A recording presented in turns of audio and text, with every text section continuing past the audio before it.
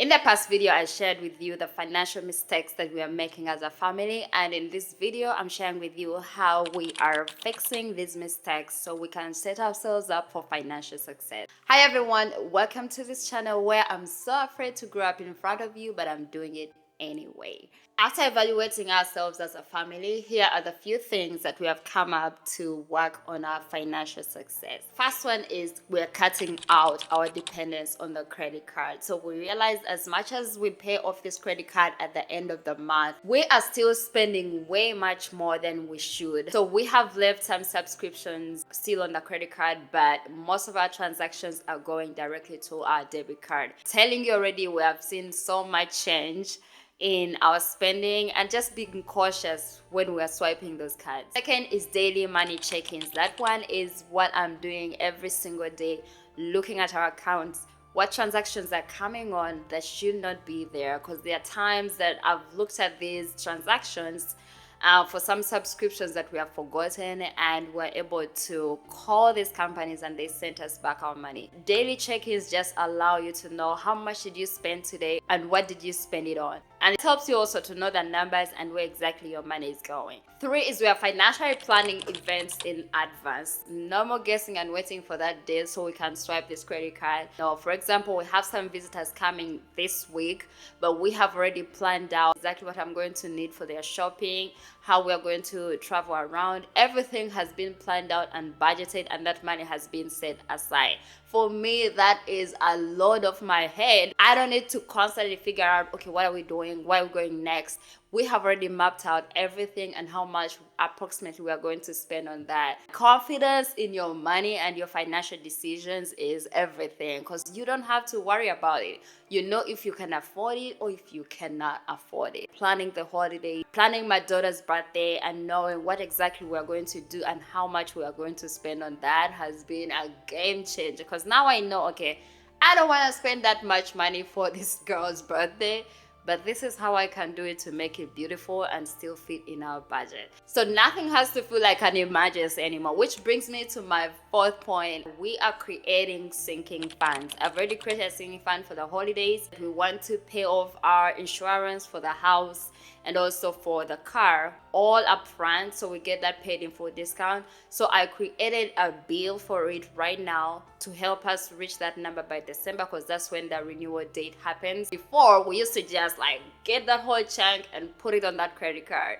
and then start moving money around. But I want to create that sinking fund so every single month at least some kind of money is coming off towards that fund. That brings me to step 5. We are automating as much as we can, because when that money goes out, we don't have to worry about it. For example, with our Roth IRA, we want to max it out this year. So when we calculated the maximum contribution minus what we have so far invested, we came up with the number 579 is what we are supposed to be putting in that Roth IRA if we are to max it out by the end of this financial year, which is typically April. After reading this book, I'll teach you how to be rich, he emphasizes that as a parent, you are to invest for yourself first before you can actually start investing for your child. And for us, we feel like we're a little bit behind with our investments, especially with our retirement accounts. So we stopped sending money to the ATMA accounts for the kids, but sending it more into our investment accounts so we can buffer that. And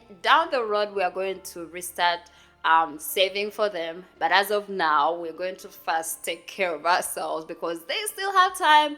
We don't. Step 6 is we're cutting down our spending, especially when it comes to groceries and home. I don't really separate the groceries and all the other things that help to run the house, because when I go to shop, like at the Walmart, like I'm going to mix up those stuff, and me having to figure out how to separate this bill is just going to overwhelm me. My goal is now to cut down that spending, because it's the biggest spending, by just $100. I also got this wallet from Amazon. It wasn't that expensive, but the thing is, it has different slots where we can put cash for different stuff and activities, especially for our grocery bills. So I've started to use a little bit of cash areas that we are spending so much. So I like this because I will carry my cards. I'll carry everything in one place, and I'll link it down in the description box. I've always avoided using cash, but I want to try and grow that habit if it's going to help me cut down our spending. Next is we are holding our weekly money meetings every Sunday. We just need like 30 minutes, and I'll be tracking that in my habit track that I've been doing every single month. This is just for us to make sure we're on the same page and start having the hard conversations that we have been running away from. And for us tracking, it means that we are hitting the goals of us meeting together and working on our finances together. And finally, my husband is finally going to chase his long-term dream, and that is to do his master's in mechanical engineering. We've already started those applications. We found out the schools he wants to go. So basically by Jan, he'll be starting, and that is going to just help us, probably put us in a different career bracket that he can get more and increase our household income. Maybe when he's done after his 2 years, I'll go back to school as well because I want to, but we don't want both of us to be in school at the same time. But meanwhile, I'll be continuing to create my content and to create my online business, going back on Instagram to see how we can increase our income. Also, we're going to sell a bunch of stuff. Like, we went through our garage and I'm like, we have 2 fridges in this garage. We have a dollhouse that we have not been using, that kids haven't been using. We have just so many stuff that I think we can sell and get something out of them. So that's what we're going to work on throughout September. Just clear out that garage, sell everything that we're not using right now so we can bring in more cars. So those are the few things we have worked on right now and that are in progress. And I'll definitely be sharing with you what is working, what is not working, and how we are twisting things around, because I don't feel like we can master our money in 1 month, in 2 months, because there's so many events that are going to keep happening, so many things that are going to come up. It's us really knowing the fundamentals and our non-negotiables and keeping our routines that is going to help not put us back to where we have been. So that is the goal. I hope this video was an inspiration for someone who is also going through their reset, who is looking at their lives and they're like, I need more, I want more. Don't be afraid. Don't be afraid to go for what you want and to pray over yourself and your finances, your life, your family. If you want a copy of this book, it will be linked down in the description box so you can also read it. There's so much content that's still coming out about my reset and so many things I've already done that you can check out in my past videos.